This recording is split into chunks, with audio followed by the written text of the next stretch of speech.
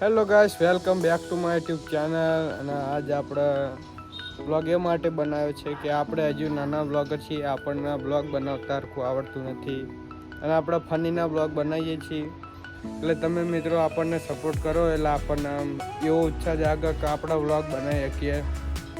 એટલે આપણા બ્લોગ તમે મિત્રો જુઓ અને સપોર્ટ કરો. આપણને જુઓ, આપણે ત્યાં આવીએ છીએ મિત્રો.